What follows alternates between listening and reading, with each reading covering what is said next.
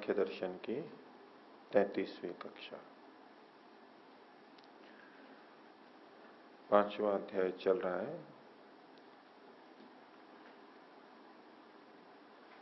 पीछे हमने जो कक्षा देखी, जिन सूत्रों को देखा, उसमें असंग परमात्मा क्यों सृष्टि को बनाता है, प्रकृति स्वयं उससे आके जुड़ जाती है, अविद्या से यदि ये बनता है तो कैसे ऐसे ही चलता रहेगा, क्या कारण कार्य संबंध क्या है इनमें, और जो अद्वैत को मानते हैं उनकी दृष्टि से अविद्या क्या है। यदि विद्या से भिन्न जो है वो सब अविद्या है तो ब्रह्म भी अविद्या हो जाएगा, फिर तो वो भी विद्या से भिन्न होता है। और यदि उस अविद्या से विद्या बाधित नहीं होती है, ब्रह्म बाधित नहीं होता है, तो भी उसकी निष्फलता होगी। अविद्या यदि ब्रह्म को ग्रसित कर लेती है तो ब्रह्म की बाधा होती है। वो ब्रह्म क्या हुआ जो अविद्या से ग्रसित हो जाता है। और यदि अविद्या ब्रह्म को ग्रसित नहीं कर सकती तो वो तो निष्फल है, उसकी क्या शक्ति है, उसको ऐसी अविद्या को मानने से क्या लाभ है। और यदि विद्या से जिसको बाधित किया जाता है वो अविद्या है तो विद्या से तो जगत का बाध भी होता है, विवेक से जगत का बाध होता है, जगत से मुक्ति होती है, तो फिर तो जगत भी अविद्या ही कहलाएगा। और पूर्व पक्षी कहे कि जगत भी अविद्या ही है, मान लेंगे हम, तो जगत को तो आदि माना गया है, सादी श्रुति है, उत्पन्न होता है। और आपके मत के अनुसार अविद्या तो नित्य है, अनिर्वचनीय है, उसकी कोई उत्पत्ति नहीं है। तो यदि विद्या से जिसका बाध होता है वह अविद्या जगत है, तो जगत और अविद्या के स्वरूप में आपके तालमेल नहीं बनेगा। ये तो आप प्रसंग में दोष से बचने के लिए ऐसे ही कह बैठे कि ठीक है जगत को भी अविद्या मान लेंगे, तो ये भी आपकी संगति नहीं लगेगी। तो परमात्मा जो हमें फल देता है वो कर्म सापेक्ष देता है, इसलिए धर्म का या कर्म का खंडन नहीं किया जा सकता, पाप और पुण्य का खंडन नहीं किया जा सकता। और पुण्य का भी खंडन नहीं हो सकता, उसका श्रुति से, शब्द प्रमाण से, अनुमान से उसकी सिद्धि होती है। कोई कहे कि नहीं इसमें तो प्रत्यक्ष ही होना चाहिए, तो प्रत्यक्ष ही हो इसमें कोई नियम नहीं है, यही प्रमाण है, दूसरे प्रमाण भी होते हैं, सब जने काम में लेते हैं। तो यहां ये आग्रह क्यों कि इसका प्रत्यक्ष हो तभी मानेंगे, नहीं तो नहीं मानेंगे। यदि प्रत्यक्ष का इतना आग्रह है तो वो व्यक्ति सदा प्रत्यक्ष पर ही केंद्रित रहे, एक दिन भी जी के बता दे कि मैं केवल वही चीज मानूंगा जो प्रत्यक्ष है, जी नहीं सकता, चल नहीं सकता। किसी का नाम पूछेगा, आपका नाम क्या है, वो बताएंगे, बता के मानेगा या नहीं मानेगा। मान लिया तो शब्द प्रमाण को स्वीकार कर लिया, क्योंकि दूसरा कह रहा है कि मेरा नाम ये है। प्रत्यक्ष तो नहीं होता नाम का, शब्द प्रमाण मान लिया। अनुमान का कितना प्रयोग करते हैं, तो शब्द प्रमाण और अनुमान को न मानने वाला जो आग्रह करता है कि प्रत्यक्ष ही प्रमाण है, मैं तो वही मानूंगा, नहीं तो इसको, इस बात को नहीं मानूंगा मैं, तो वो तो व्यवहार में स्वयं भी प्रत्यक्ष प्रमाण पर केंद्रित नहीं रह पाता है 100%। बहुत थोड़ा प्रत्यक्ष होता है, बाकी सब तो अप्रत्यक्ष अनुमान और शब्द का व्यवहार वो करता ही रहता है। तो जब आप अन्य क्षेत्रों में प्रत्यक्ष के अतिरिक्त प्रमाण भी स्वीकार करते हो, और अन्य जगहों से भी सिद्ध है कि मात्र प्रत्यक्ष प्रमाण नहीं होता, अन्य भी प्रमाण होते हैं, तो यहां इस विषय में यह आग्रह क्यों कर रहे हो कि प्रत्यक्ष ही हो तो ही मैं मानूंगा। यह आग्रह आपका ठीक नहीं है। इतना ही बड़ा आपका सिद्धांत है कि मैं प्रत्यक्ष ही मानूंगा, तो सब जगह फिर आप लागू कीजिए, पहले और जगह लागू कीजिए, तब फिर यहां आके पूछेगा कि इसका भी केवल प्रत्यक्ष होगा तो ही मानूंगा, नहीं तो नहीं मानूंगा। तो ऐसा एक भी व्यक्ति नहीं मिलेगा। तो केवल प्रत्यक्ष है, अन्य प्रमाण नहीं है, ये कोई नियम नहीं होता है। और हर बात प्रत्यक्ष से ही सिद्ध हो, यह आवश्यक नहीं होता है। तो धर्म की सिद्धि भी होती है, पुण्यों की और पाप की भी होती है। और शास्त्र में जो कथन मिलते हैं, बहुत सारी बातें अर्थापत्ति से भी हम निकालते हैं। एक का विधान किया तो निषेध का अपने आप पता लगता है। इसका यह तात्पर्य नहीं कि केवल धर्म का ही उपदेश शास्त्रों में हो कि ऐसा करो, ऐसा करो, ऐसा करो, और निषेध का कोई वर्णन ही नहीं हो कि ऐसा मत करो, ऐसा मत करो, क्योंकि विधि कर दी, उसी से ही निषेध का भी पता लग जाएगा अर्थापत्ति से। ऐसा कोई आग्रह करे तो ये ठीक नहीं है। ये बात उचित है कि धर्म का कथन, विधि का कथन करने से अर्थापत्ति से निषेध का भी पता लगता है, लेकिन ये भी तो तरीका है कि किसी चीज का निषेध किया गया तो पता लगा क्या करना चाहिए, वो अर्थापत्ति से होता है। दोनों ही शैलियों से वर्णन होता है।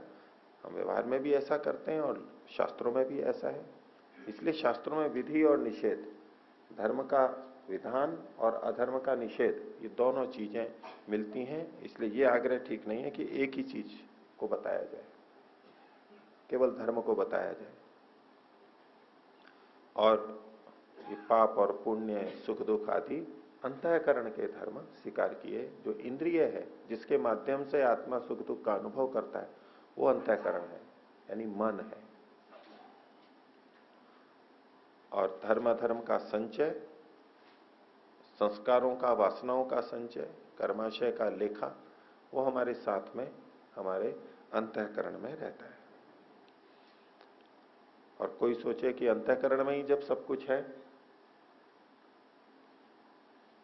सारा पाप पुण्य का लेखा और सारे संस्कार, तो संस्कार, अविवेक, ये सारे के सारे अंतःकरण में हुए, तो इन्हीं से तो बंधन है, तो उसको हटा देंगे बस, और उससे अलग रह लेगा आत्मा, तो उससे पृथक है, उससे प्रभावित नहीं होगा।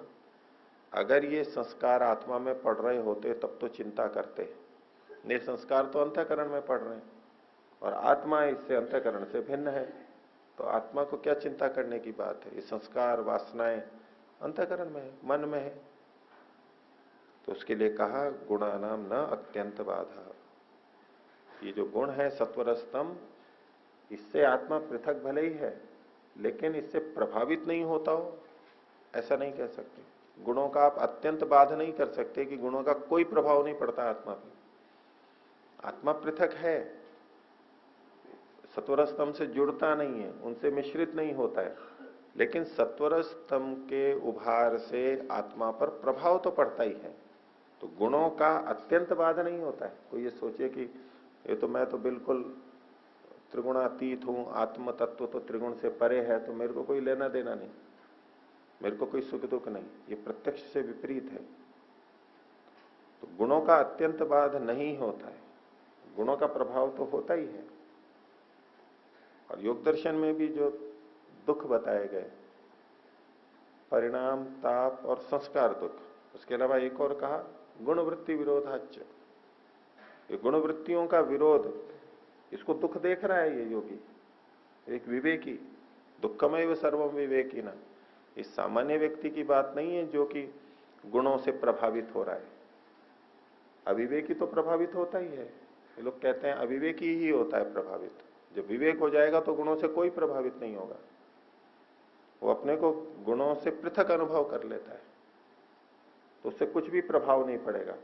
तो इन्होंने कहा गुणानाम ना अत्यंत बाधा, बिल्कुल प्रभाव से हट जाए ऐसा नहीं हो सकता। जब तक शरीर है प्रभाव तो रहेगा, कम अवश्य कर सकता है। अविवेकी जिस तरह से प्रकृति से, सत्वर स्तंभ से प्रभावित होता है, विवेकी वैसा प्रभावित नहीं होता। लेकिन अत्यंत बाधा नहीं कर सकते आप। शरीर है तो कष्ट सुख दुख होंगे ही, गुणों का प्रभाव पड़ेगा ही, बच नहीं सकता है। तो गुणवृत्ति विरोधाच दुखमेव सर्वम विवेकी न, सामान्य व्यक्ति की बात नहीं। विवेकी को भी गुणवृत्ति विरोध अनुभव हो रहा है, तो न गुणानाम अत्यंत बात है, पूरा नहीं छूट सकता है। और कई लोग ये कहते हैं कि वो नितांत मुक्ति की क्या आवश्यकता है, भविष्य की मुक्ति को किसने देखा है, इसी समय मुक्त हो लो ना, इसी समय जीवन मुक्त हो गए, बस इतना पर्याप्त है, उसकी क्या कल्पना करें। मैं उसको नहीं मानता, तो वर्तमान को मानता हूं। और वर्तमान में मुक्त हो गए तो बस चरितार्थता हो गई। अब जब कष्ट ही नहीं है, मुक्ति हो गए, इस शरीर में रहते रहते ही मुक्त हो गए, तब उससे आगे और किसी की कल्पना क्यों करें, क्यों किसके लिए प्रयास करें? ये सब व्यर्थ की बात है।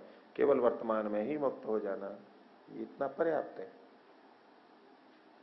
उनकी दृष्टि से भी उत्तर है, वो कितना ही मुक्त हो जाए, जीवन मुक्त हो जाए, अपने आप को कितना ही मुक्त समझ ले, लेकिन गुणों का अत्यंत बात उसको भी नहीं होगा। तो उपनिषदकार का निर्णय है, अनुभव का भी है, शास्त्र से भी पता लगता है। शरीरम वावसंतम प्रिया प्रियोर अपहति नास्ति। शरीर के रहते प्रियता और अप्रियता का पूर्ण नाश हो ही नहीं सकता, संभव ही नहीं है। वो अब उन्होंने खूब प्रयोग करके देख लिया, चाहे जीवन मुक्त हो, चाहे असंप्रज्ञात समाधि वाला हो, संप्रज्ञात समाधि वाला हो, ईश्वर का साक्षात्कार कर लिया हो, मन पर नियंत्रण हो, पूरा संयम हो, कुछ भी हो, योग की ऊंची से ऊंची स्थिति हो, शरीरम भाव संतम प्रिया प्रिय और अपहति नास्ति। विवेक पूर्ण जो प्रियता अप्रियता है वो तो रहेगी ही उसमें, गुणों का अत्यंत बाद होगा ही नहीं। लेकिन कब होता है प्रियता अप्रियता से पूर्ण छुटकारा? तो अशरीरम भाव संतम प्रिया प्रिय और अपहति रस्ती, जब अशरीर हो जाएगा, शरीर से रहित हो जाएगा, जन्म मरण के चक्र से छूट जाएगा, तब ही इस गुणों से पूरी मुक्ति हो सकती है। और मुक्ति को के लिए यही स्वरूप है कि प्रकृति से, गुणों से छुटकारा हो जाना, ये मुक्ति का स्वरूप बताया। जब तक गुणों के बंधन में है, प्रकृति के बंधन में है, शरीर में है, तब तक त्रिविध दुखों की अत्यंत निवृत्ति तो नहीं हो सकती। एक सीमा तक तो होती ही है, बहुत अधिक सीमा तक होती ही है। कर्म और उपासना से हम दुखों से दूर होते ही हैं, प्रतिदिन का हमारा अनुभव है। कोई अधिक हो जाता है, कोई कम होता है। भौतिक साधनों से भी दुखों से दूर होते हैं, योग साधना से भी दुखों से दूर होते हैं, ज्ञान विवेक से भी दुखों से दूर होते हैं। अज्ञानता से आने वाले दुखों से हम बच जाते हैं, सहन शक्ति बना लेते हैं, औषधियों से भी हम दुखों से बचते हैं, सब कुछ है। लेकिन अत्यंत दुख की निवृत्ति नहीं हो सकती, गुणों का अत्यंत बाधा नहीं हो सकता।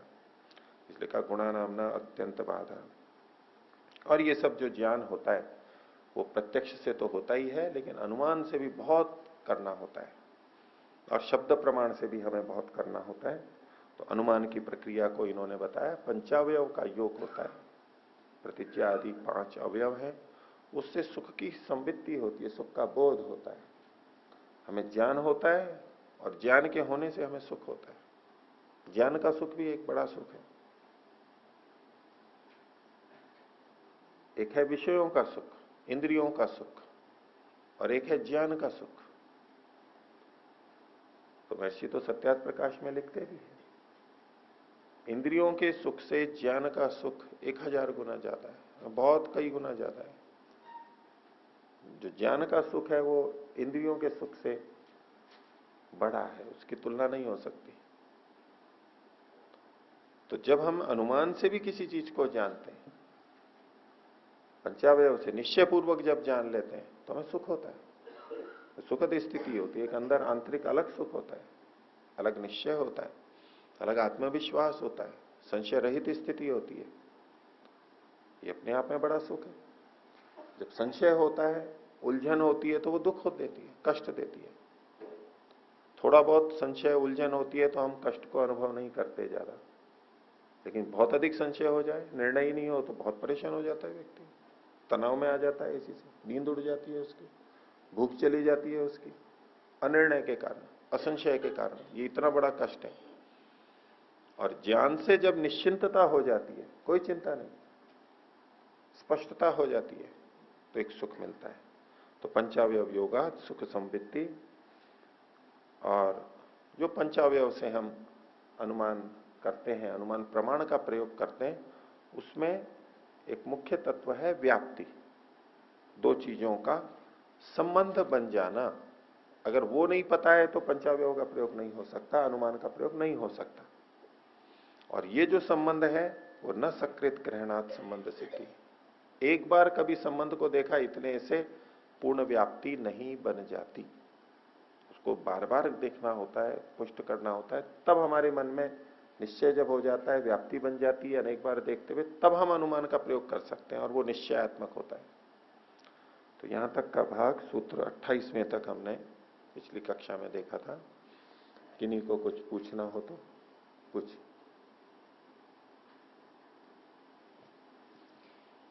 आचार्य जी, ये जिस तरह से सूत्र सामने आ रहे हैं, तो उस समय जैसे आपने कहा कि ये स्थिति होगी, कोई वाद होंगे या द्वैतवाद है, तो ये जो हम सूत्र पढ़ें, इससे पहले का द्वैतवाद हमें पता हो और फिर हम इस सूत्र से व्याख्या निकाल सकते हैं। ये सिर्फ उनके उत्तर देने के लिए ही सूत्र बनाए थे, या इस सूत्र के पढ़ने के बाद ये व्याख्या हमें समझ में आती है कि इससे ये भी उत्तर निकल रहा है? उत्तर देने के लिए बनाए गए थे, ऐसा मेरी इसको समझ में आता है। उस तरह की विचारधाराएं पहले रही होंगी और किसी भी एक मनुष्य के मन में ये बातें आ सकती हैं। जो इस मार्ग पर चलता है, विचार करता है, तो बिल्कुल ठीक ठीक सबको एकदम हो जाए आवश्यक नहीं होता। कुछ कुछ विचार चलते ही हैं, ऐसा क्यों नहीं हो सकता, ऐसा भी तो हो सकता है, ऐसा भी तो हो सकता है, और वो निश्चय पे भी पहुंच जाते हैं कई बार। उन सबको स्पष्ट करने के लिए, क्योंकि ये सांख्य है, सम्यक ज्ञान को बताना चाहता है, तो जो गलत है, गलत दृष्टियां बन जाती हैं, उसका निवारण भी ये करते ही हैं। उस दृष्टि से ये सब कहा गया प्रतीत होता है। ये जो अद्वैतवाद है, अगर एक बार थोड़ा सा इसमें ब्रीफ में, संक्षिप्त में आप बता दें कि ये क्या क्या मान्यता रखता है, तो शायद जो सूत्र आगे आ रहे हैं वो हमें व्याख्या समझने में थोड़ी सी परेशानी हो रही है। अगर अद्वैतवाद की एक संक्षिप्त में पता हो तो हम ये जोड़ना भी शायद संभव कर पाए। ठीक है, वो तो पीछे जा चुका, आगे तो अब दूसरा विषय आएगा। पर अद्वैत का सामान्य जो ये लोग मानते हैं, द्वैत का मतलब होता है दो का भाव, दो होता है उससे द्वैत बनता है। अद्वैत दो नहीं, यानी एक ही। अद्वैत वैसे दो नहीं है तो मतलब तीन भी अद्वैत को कह सकते हैं, चार को भी अद्वैत कह सकते हैं। जो दो नहीं है तो वो तो एक भी हो सकता है, तीन चार पांच कितना भी हो सकता है। लेकिन ये शब्द रूढ़ी, योग रूढ़ी बना हुआ है। अद्वैत का मतलब होता है अकेला, एक चीज ही विद्यमान है, बस वास्तविक सत्ता एक ही की है। और वो कौन है? वो ब्रह्म है, जिसको हम ईश्वर शब्द को वो अलग अर्थ में लेते हैं, लेकिन जिसको हम जगत का उत्पत्ति करता, पालक और ये सब चेतन मानते हैं, वो एक सर्वव्यापक चेतन इत्यादि जो सारे धर्म है, वो एक ब्रह्म है, केवल ज्ञानमान। वो अद्वैत है, एक अकेला है, दो नहीं है, तीन नहीं है। और इसी आधार पर फिर वो कहते हैं कि ये जो सारा संसार बना है, ये भी ब्रह्म ही है, ये प्रकृति नहीं है। ब्रह्म सत्यम जगत मिथ्या, ब्रह्म सत्य है और ये जो जगत है ये मिथ्या है, भ्रांति है ये। अगर इस पंक्ति का वैसे ठीक अर्थ लगाया जाए कि वास्तविक सुख तो परमात्मा में ही है, प्रकृति में सुख का भुलावा अधिक है, इतने अंश में अगर अर्थ ले तो ठीक है ये। लेकिन वो कहते हैं ये सारा जगत स्वप्नवत है, इसकी वास्तविक सत्ता नहीं है। ब्रह्म ही बदल करके इस रूप में, विविध रूप में आ गया है, तो इसकी वास्तविक सत्ता नहीं। और जो इसको वास्तव में मानता है वो भ्रांति में है। और जिसने ये समझ लिया है कि ये सब परमात्मा का ही ब्रह्म रूप ही है ये सब कुछ, वो तत्व को जानने वाला है। और इसी तरह से जो चेतन तत्व है, यानी हम जो प्राणी हैं अलग अलग, मनुष्य या मनुष्येतर, इनमें जो चेतन तत्व है, अनुभूति करते हैं, सुख दुख ज्ञान अज्ञान से युक्त होते हैं, ये भी उस ब्रह्म के ही अंश है, अलग से इनकी स्वतंत्र सत्ता नहीं है। ब्रह्म ही जब अविद्या से ग्रस्त हुआ, तो ब्रह्म का जो भाग अविद्या से ग्रस्त हुआ, अंतःकरण सूक्ष्म शरीर और स्थूल शरीर से युक्त हुआ, वो भाग जीव कहलाया। था ब्रह्म ही वो, लेकिन अविद्या से उतना भाग ग्रसित हुआ, बंधन में आया, शरीर आदि से युक्त हुआ, ये जीव कहलाया। और जब जीव को ये भ्रांति रहती है कि मैं अलग हूं और मैं प्रकृति ये अलग है, तब तक वो बंधन में रहता है। और जब उसको ये बोध हो जाता है कि मैं ब्रह्म का अंश हूं, सोहम, मैं वही हूं, वो ब्रह्म ही हूं। जीवो ब्रह्मैव नापरः, जीव जो है वो ब्रह्म ही है, अपर नहीं है, दूसरा नहीं है। जब ये बोध हो जाता है और प्रकृति को भी ब्रह्म रूप देखने लगता है, ये विवेक की स्थिति है और वो मुक्त हो जाएगा, वापस ब्रह्म रूप में हो जाएगा। और मुक्ति के समय जीव का अलग स्वतंत्र अस्तित्व रहेगा नहीं, क्योंकि स्वतंत्र अस्तित्व तो तब था जब अविद्या से ग्रस्त था वो। अब अविद्या हट गई तो जीव जो है वो ब्रह्म रूप ही बन गया, ब्रह्म ही बन गया, अलग है ही नहीं वो, और यही उसकी मुक्ति है। इस तरह की इन लोगों की व्याख्या है। तो अहम ब्रह्मास्मि को भी ये इसी तरह से अद्वैत का ही वचन है ये, जो वचन तो ये उपनिषद का है, इसका मुख्य तात्पर्य तो अलग है, लेकिन इस वाक्य का प्रयोग अद्वैत वाले करते हैं। अहम ब्रह्मास्मि, मैं स्वयं ब्रह्म ही हूं, मैं जीव नहीं हूं। जबकि वहां वास्तविक अर्थ यह है कि मैं ब्रह्म स्वरूप हो गया हूं, मैं ब्रह्म में स्थित हूं। जब समाधि प्राप्त योगी परमात्मा का आनंद ले रहा होता है, एकाकार होता है, तब उसको लगता है कि जैसे कोई भेद ही नहीं है। तो ये तो वाक्य का वैसा कथन है, तत्वतः नहीं है। भिन्न होते हुए भी ये कथन है कि जैसे कि कोई मित्र होते हैं और कोई जिनका निकट संबंध होता है, वो आपस में भेद जैसा ही नहीं लगता है, एक ही जैसे लगता है। जो दो शरीर एक आत्मा, ऐसा प्रतीत होने लगता है। तो ये तो वेद मंत्र आते हैं इस तरह के अभेद के, लेकिन उसका मतलब ये नहीं है कि वो अभेद ही होता है वास्तव में। एक मंत्र आता है जिसमें भक्त प्रार्थना करता है, यदग्ने श्याम अहम त्वम, त्वम वा घास्या अहम, सृष्टे सत्या इह आशीष। हे अग्ने, वो दिन कब आएगा जब मैं तू हो जाएगा, या वो दिन कब आएगा जब तू मैं हो जाएगा। एकत्व की बात है। या तो मैं तू हो जाऊं, यानी भेद नहीं रहे, मैं तू ही बन गया, बस मैं नहीं रहा। अथवा तू मैं हो जाएगा, तू तू नहीं रहेगा, बस मैं ही बन जाएगा, यानी अभेद हो जाएगा। यदग्ने श्याम अहम त्वम, और त्वम वा घास्या अहम। जिस दिन ऐसा हो जाएगा उस दिन स्युः ते सत्या इह आशीष, तेरे सारे आशीष उस दिन सफल हो जाएंगे मेरे लिए। तो जितने आशीर्वाद देता है वो किस दिन सफल होंगे, किस दिन सफल माने जाएंगे? सारे आशीर्वाद जितने बड़े से बड़े, ये उस दिन जिस दिन मैं तू हो जाएगा या तू मैं हो जाएगा। ये वेद मंत्र है, भावना की स्थिति है ये।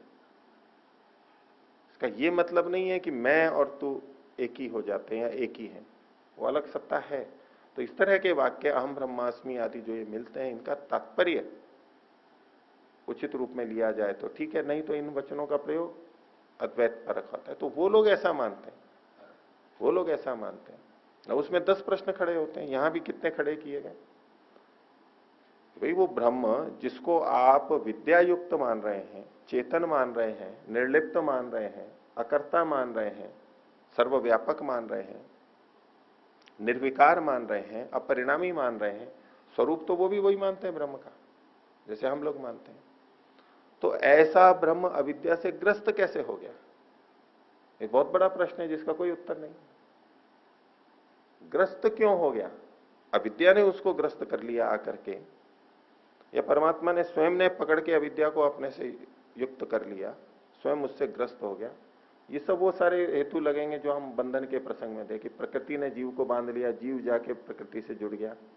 ये दोनों ही संभव नहीं है। और यदि अविद्या को मानते हैं तो फिर अद्वैत कहां रहा? ब्रह्म से अतिरिक्त एक चीज और आपने मान ली, अविद्या। ये दूसरा बड़ा प्रश्न है।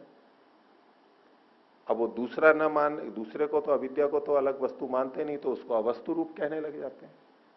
उस प्रसंग में भी चर्चाएं आती रही हैं दूसरी दृष्टि से कि अवस्तु की तो सिद्धि होती नहीं है, वस्तु ही नहीं है तो फिर क्या है? और फिर वो कुछ भी नहीं है, वस्तु नहीं है यानी अभाव है, तो ग्रस्त कैसे कर सकती है किसी को? अभाव तो कुछ नहीं कर सकता। अगर अविद्या ब्रह्म को ग्रस्त कर रही है तो वो भावात्मक तो होगी ही कुछ ना कुछ, सत्तात्मक। तो अभावात्मक कैसे हो सकती है? तो बोले ना भावात्मक है, भावात्मक है नहीं।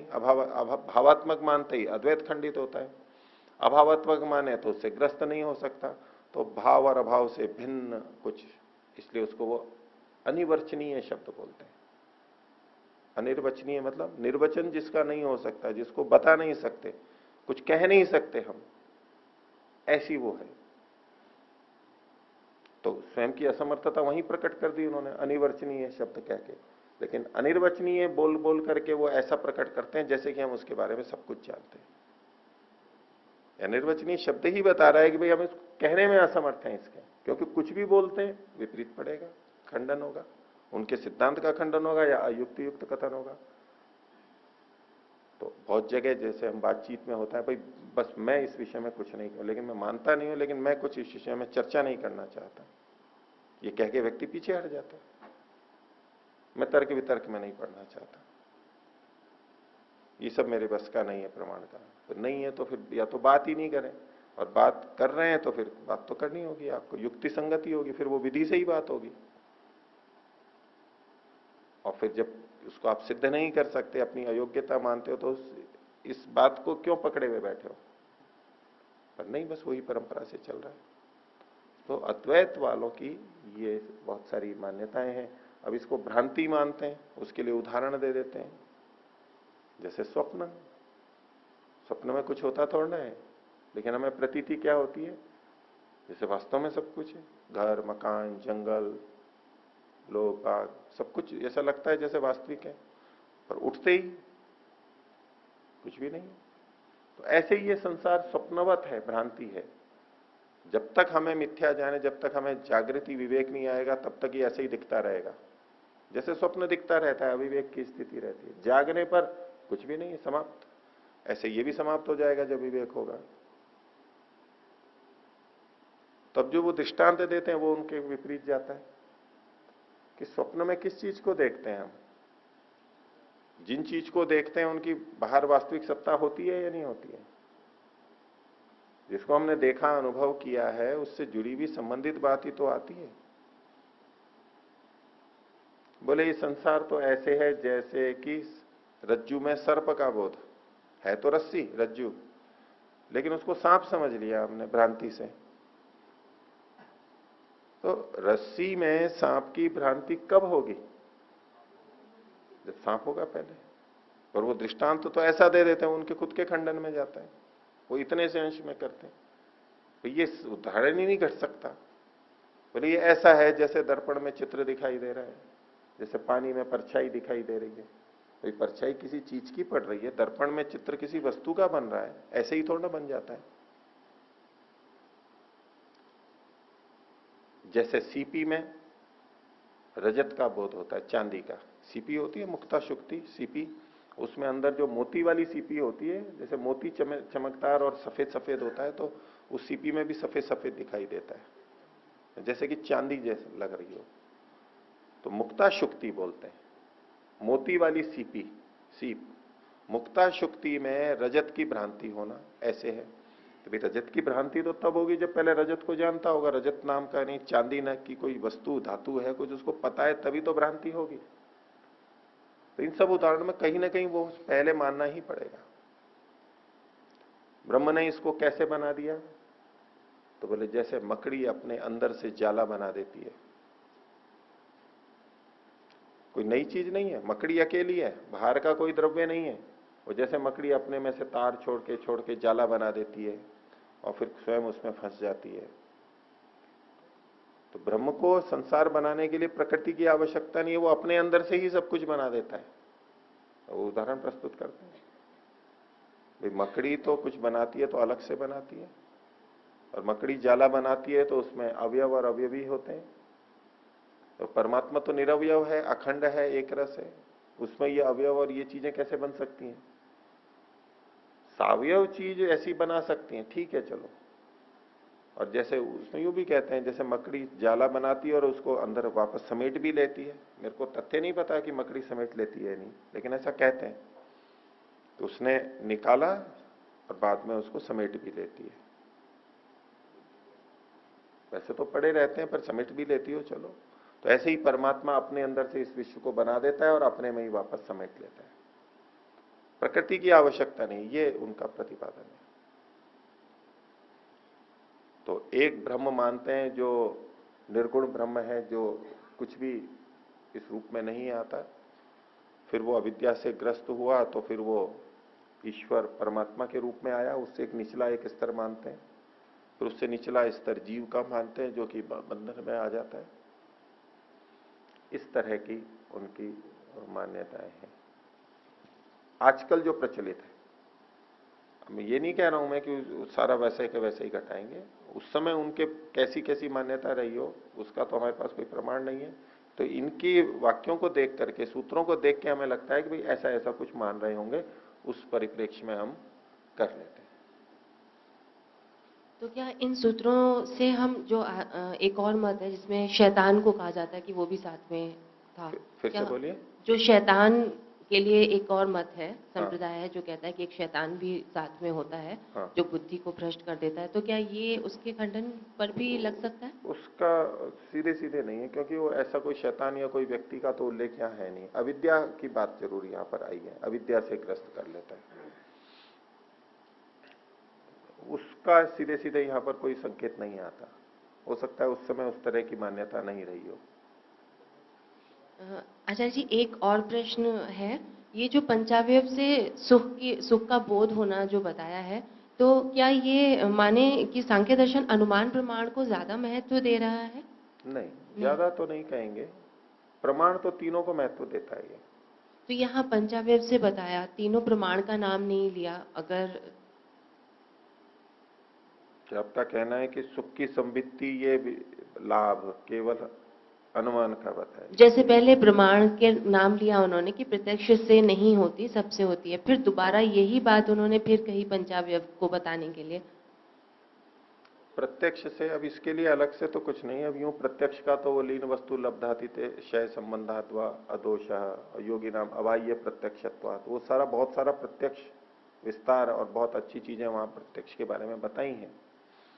पर हमें प्रत्यक्ष जिसमें हो जाता है उससे तो सुख होता ही है, उसमें हमें ज्यादा कष्ट नहीं होता है। सीधा देखा सुना चखा तो हमको एकदम पता लग जाता है। और जो चीजें हमें ज्ञात नहीं होती हैं सीधे सीधे, वहां कष्ट की प्रतीति होती है कि इसको तो कुछ जान ही नहीं रहा हूं, संदेह है, प्रयत्न करना होता है।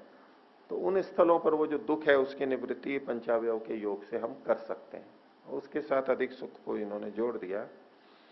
और दूसरी व्याख्या इसकी 5 ज्ञानेंद्रियों से युक्त होकर के भी सुख की संवित्ति होती है, ये भी व्याख्या करते हैं। लेकिन ये अनुमान परक अधिक है, आगे पीछे की जो बातें हैं उससे अनुमान का ज्यादा ले सकते हैं।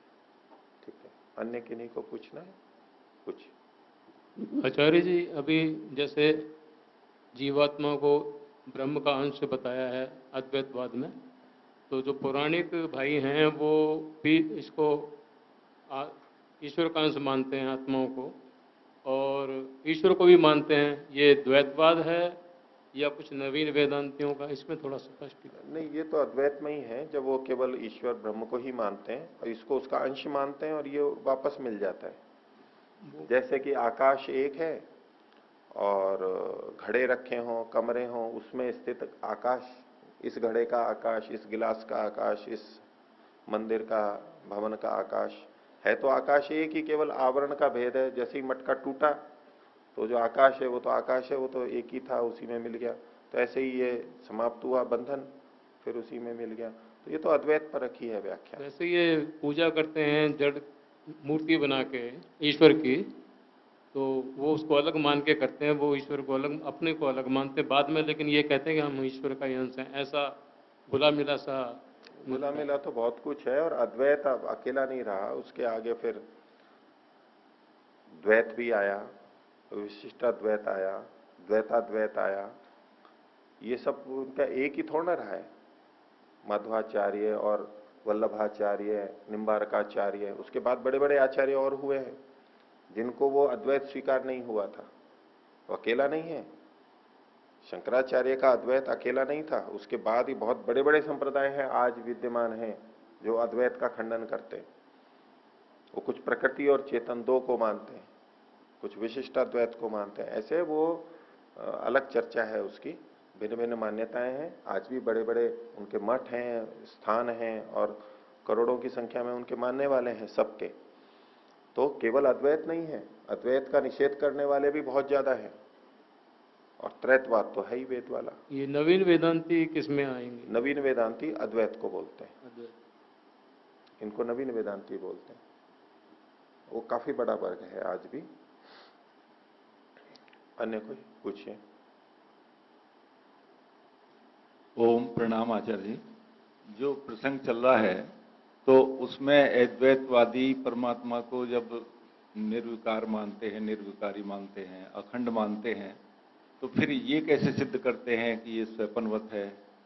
और आखिर स्वयं किसको दिखाई देता है, या कैसे मतलब परमात्मा में खंडित कैसे हो गया, खंड खंड होकर कैसे जीव बन गए? इसका वास्तव में तो कोई उत्तर नहीं है उनके पास, लेकिन वो यही बोलते हैं कि अविद्या से ग्रस्त हो जाता है। अविद्या से ग्रस्त होता है तो भ्रांति में आ जाता है, और अनुभूत किसको होता है? जीव को होता है, जो कि अविद्या से ग्रस्त है। वो बस ऐसे ही वाक्य बोलते रहते हैं, वास्तव में कोई उत्तर नहीं है ये उनका। तो परमात्मा को एक तरह से वो अज्ञानी मानते हैं, अब अविद्या से, अज्ञान से ग्रस्त होता हुआ मानते हैं। हाँ। मूलतः अज्ञानी नहीं मानते, मूलतः तो उसको विद्या से युक्त ही मानते हैं, सर्वज्ञ ही मानते हैं। नहीं, अगर स्वाभाविक रूप से ज्ञानी नहीं है, नहीं, स्वाभाविक रूप से ज्ञानी मानते हैं उसको। तो फिर स्वाभाविक से है तो फिर अज्ञानी कैसे हो जाएगा? ये तो आपका प्रश्न है, उनके ऊपर प्रश्न है। आप तो प्रश्न कर रहे हैं ना। वो यही तो मानते हैं कि वो पूरा ज्ञानी है, निर्लिप्त है, निर्विकार है, लेकिन फिर भी अविद्या से ग्रस्त हो जाता है। यही समस्या है। असल में ये जो सारा चला, ये बौद्धों की प्रतिक्रिया के रूप में चला। उन्होंने चेतन तत्व को ही नकार दिया था, वो केवल जड़ तत्व, और वो भी क्षणिकवाद और ये सब चल रहा था, और वैदिक धर्म को बहुत हानि पहुंचा दी थी, जिसमें ब्रह्म को स्वीकार, चेतन तत्व को स्वीकार किया जाता था। तो ऐसी विपरीत परिस्थिति में शंकराचार्य जी ने उनका निवारण किया, और जो बौद्ध धर्म भारत से हुआ वो आज यहां बहुमत में नहीं है, दूसरी जगह है, यहां पर नहीं है। वापस वैदिक धर्म की स्थापना करने में शंकराचार्य जी का सारा महत्व है। तो उस समय परिस्थिति वशात उन्होंने प्रतिक्रिया स्वरूप में कहा। वो कहते थे कि केवल जड़ जगत है, चेतन है ही नहीं।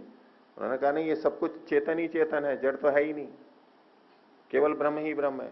उनके उपचार के लिए किया गया एक तात्कालिक उपाय के रूप में हम उसको देख सकते हैं। स्वामी दयानंद जी ने सत्यार्थ प्रकाश में भी इस बात को लिखा है कि उनके निवारण के लिए अगर उन्होंने इसको प्रस्तुत किया है तो थोड़ा ठीक है, एक अंश में, कि उन्होंने चेतन तत्व की स्थापना की।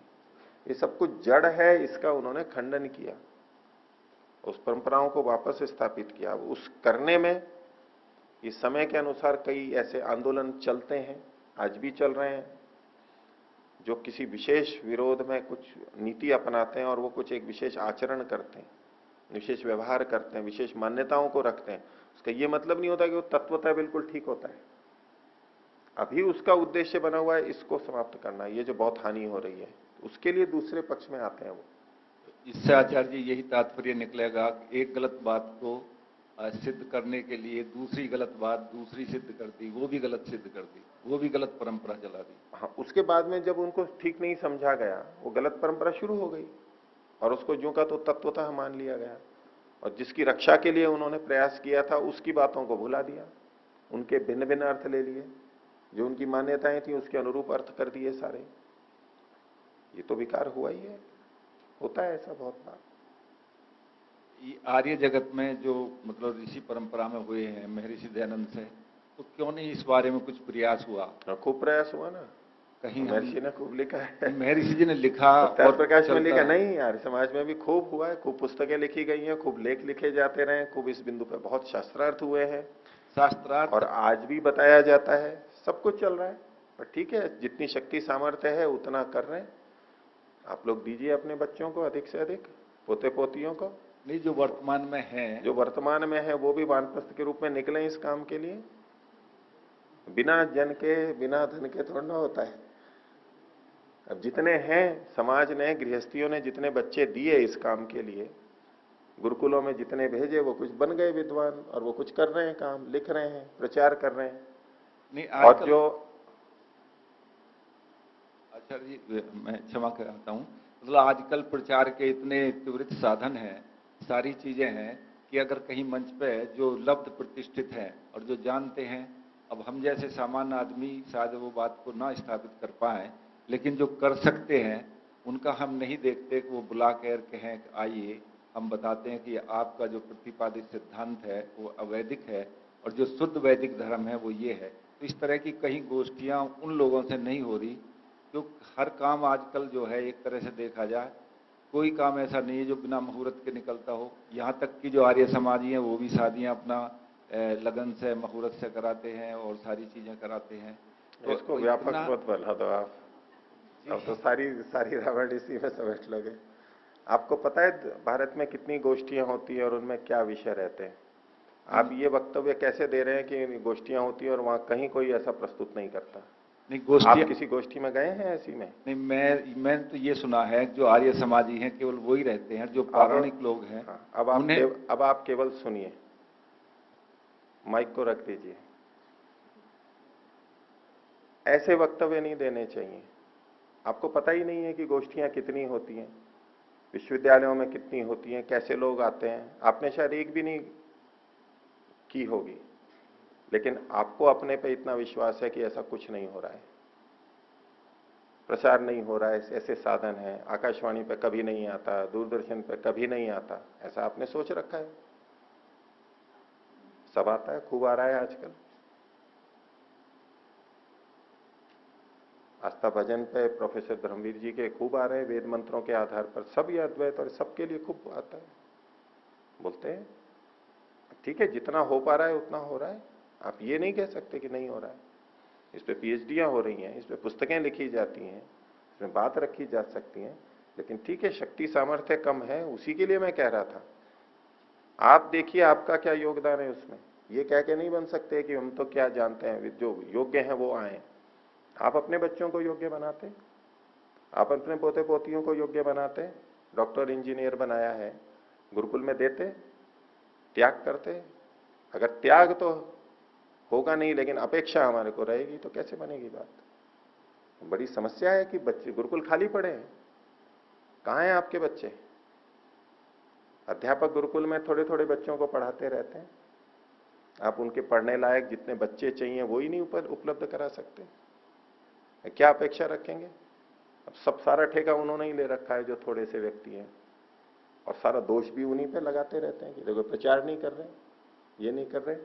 हमने थोड़ा सा दान दे दिया, थोड़ा बहुत धन दे दिया, उतने से थोड़ा ना होता है, व्यक्ति देने होंगे और उनका खर्चा भी सारा देना होगा, इतनी मेहनत करनी पड़ेगी, त्याग तपस्या करनी, पूरा तंत्र होता है नीचे से, सारा आधार उसको समर्थन करने वाला, तब जाकर के बड़े काम होते हैं, ऐसे नहीं हो जाते। हम अपने ढंग से रहते रहेंगे और वो करते रहे सारा काम, सारी चिंता तो उनकी है, वो विद्वान है, हम थोड़ा ना कर सकते हैं, हम तो गृहस्थी हैं। गृहस्थी गृहस्थी का काम तो करे, दीजिए बच्चे, गुरुकुलों को भर दीजिए बिल्कुल। गुरुकुल वालों को कहना पड़े कि नहीं, ज्यादा बच्चे होने हम नहीं रख सकते, तो अपनी आहुति को देखते हुए हमने कितनी आहुति दी है, तब ये वाक्य बोले जाते हैं। और जानकारी पूर्वक, कुछ नहीं हो रहा है, नहीं हो रहा है, एक सीमा तक हो रहा है, अभाव नहीं है, बीज बचा हुआ है, बस इतना संतोष कर लीजिए। ये तो बीज भी नहीं रहता, तो महर्षि की कृपा है, हो गया बीज, फिर से उग गया, थोड़ा पल्लवित हुआ, फिर थोड़ा कम हो रहा है, बीज हुआ, बीज फिर अंकुरित होगा, नहीं तो बीज भी नहीं रहता। और किसी को कुछ पूछना? ठीक है, आगे का पाठ देखते हैं।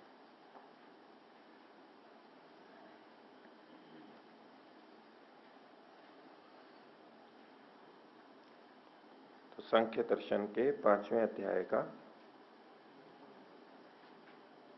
29वां सूत्र।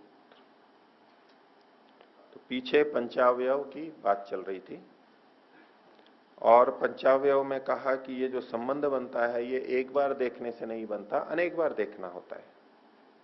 इस संबंध यानी व्याप्ति शब्द से कहा जाता है। दो संबंध, कारण कार्य के बीच में संबंध देखते हैं, नियत संबंध देखते हैं, उसको व्याप्ति कहते हैं। अब वो व्याप्ति किस तरह की होती है? उसके दो प्रकार हैं जिसको अगले सूत्र में बताया जा रहा है।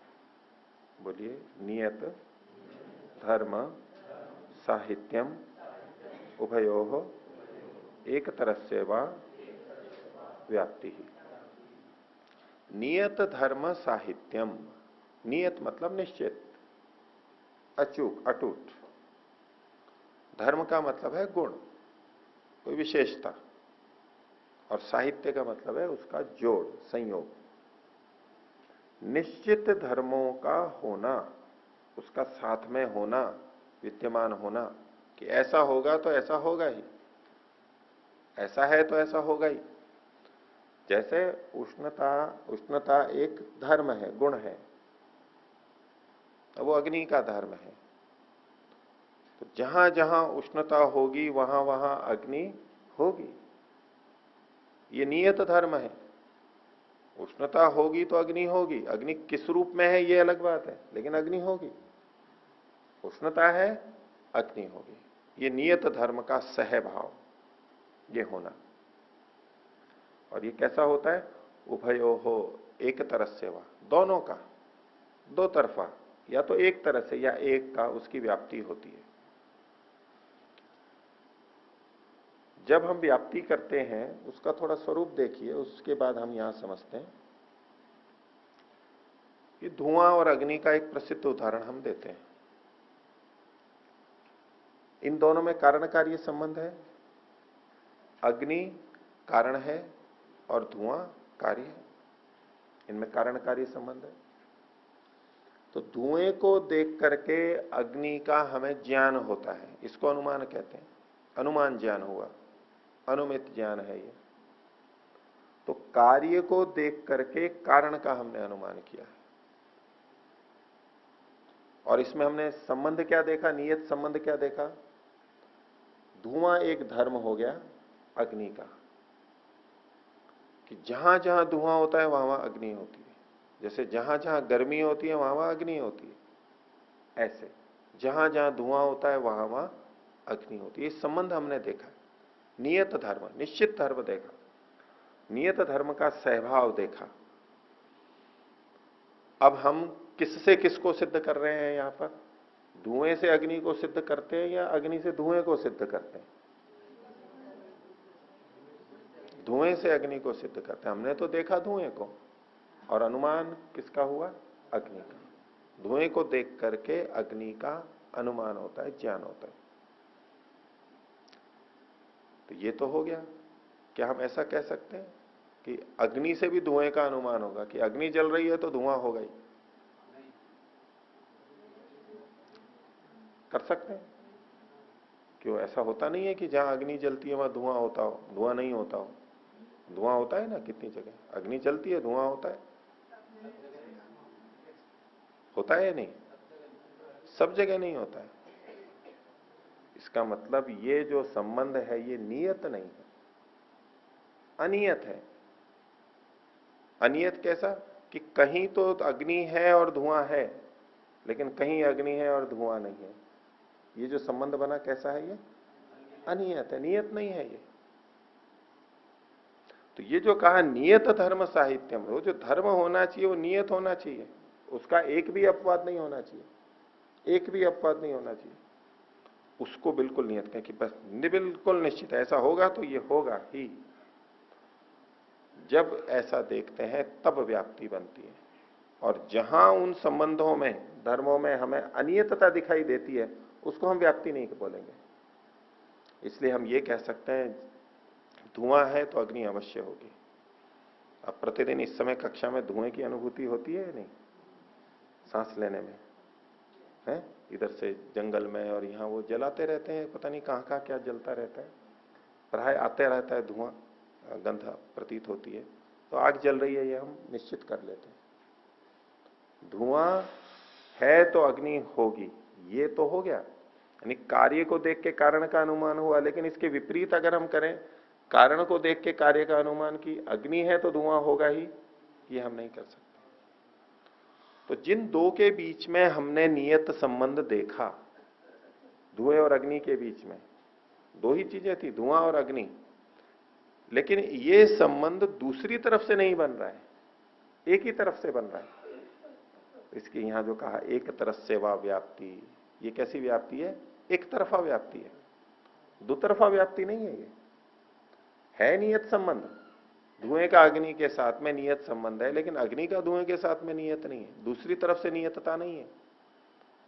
तो जब हम नियत संबंध देखते हैं, नियत धर्म की सहितता संबंध वहां पर उपस्थिति देखते हैं, तो किसी एक की व्याप्ति बनती है। धुआं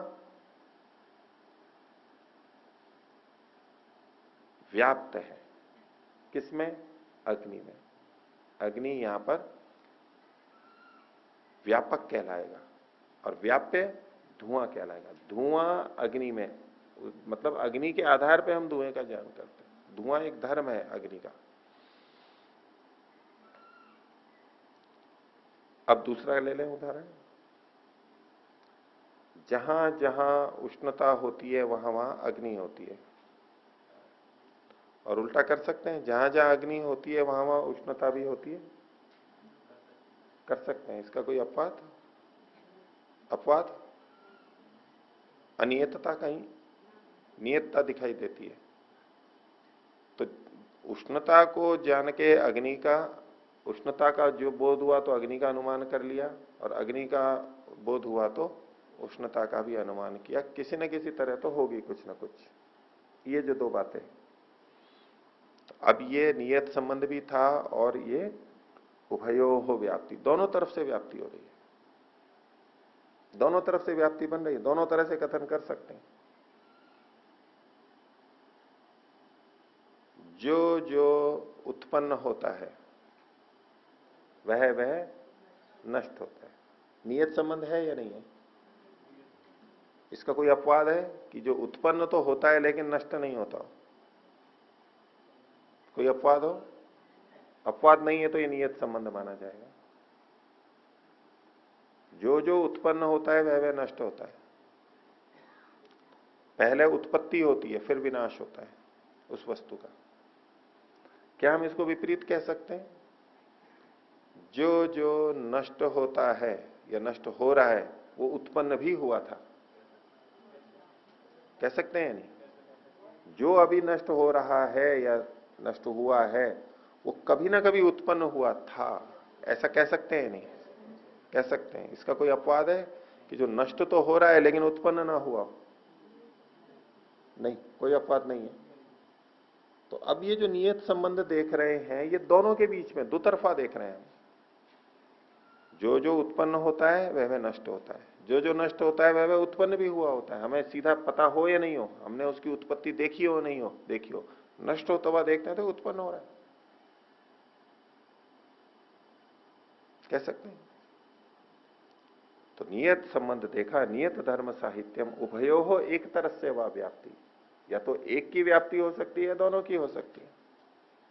ठीक है, बारिश हो रही है,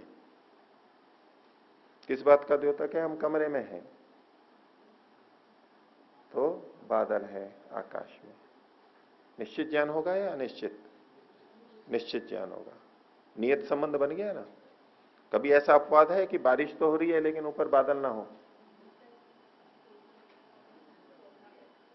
ऐसा तो नहीं होगा। नहीं, ये नहीं कह रहा हूं अभी मैं, अभी केवल ये बात कह रहा हूं, बारिश हो रही है तो बादल होगा।